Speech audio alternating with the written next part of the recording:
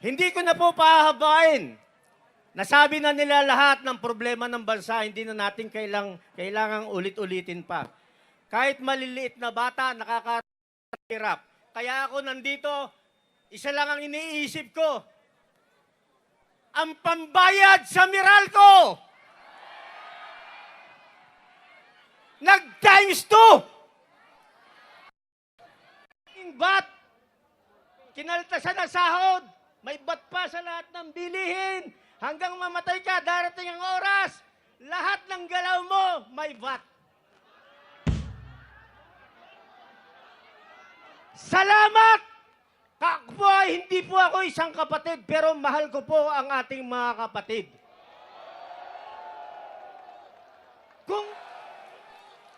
Kung wala po kayo, walang mag-guide, walang magsisimula, walang magtataguyod ng katotohanan. Hindi natin makakamit ang ating ninanais. Nagpapasalamat ako on behalf ng United People's Initiative sa pamumuno ni Major General Romy Pukis. Maraming salamat po sa inyong lahat.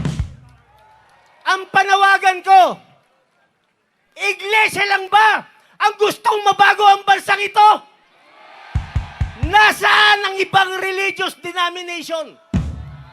Kakampi ba sila nung mga evil na kalaban ng taong bayan? Nasaan sila? Bakit wala rito? Bakit iglesia lang? Nananawagan po ako sa lahat. Lahat kayo, bansa natin, sa isang mapayapang paraan. Sumama kayo dito. KUGC, GIL, lahat ng evangelical churches, CBCP, question mark. Bakit kayo natatawa? Bakit kayo natatawa? Dahil mas disiplinado ang mga kapatid natin. Ang mga kapatid natin. Darating ang panahon, ang pinakamalaking denomination ng isang religious community ay ang ILC.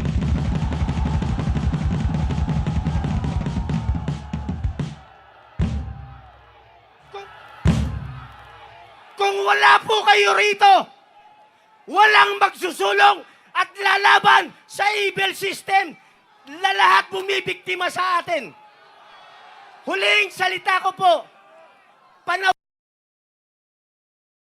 sila kalaban. Nag-oobserba ako rito. Ateis po sila sa inyo, ateis. Sabay kumakain ng fishball, sabay natutulog dyan, sabay kumakain. Ateis sila. Dahil alam nila, pag ang kumilos ang iglesia, mapayapa.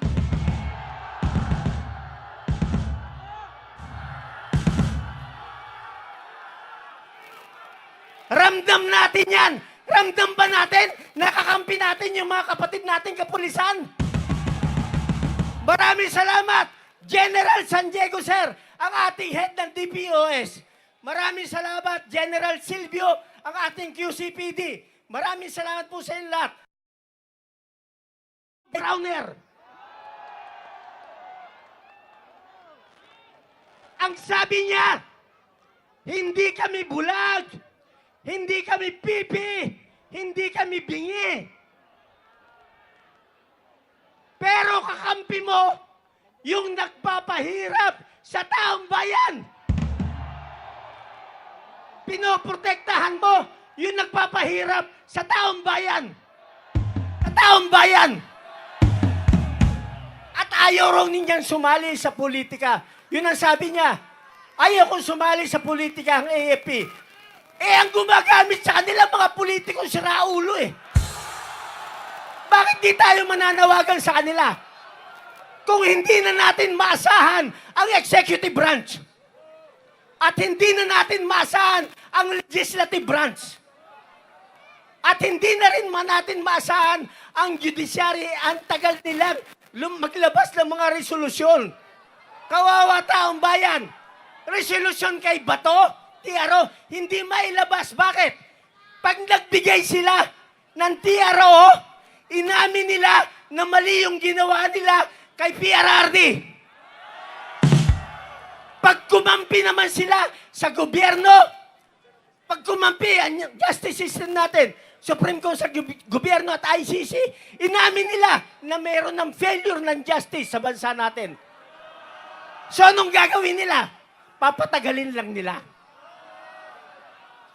Kung hindi na natin maasahan ang 3 branches na yan, na dapat kahit isa man lang may nagpoprotekta sa atin, sino pa asahan natin?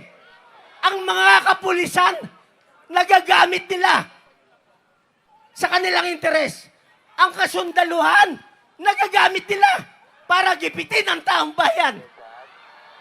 Kung wala kayo rito, kawawa na tayo lahat. Kung wala kayo rito, kawawa na.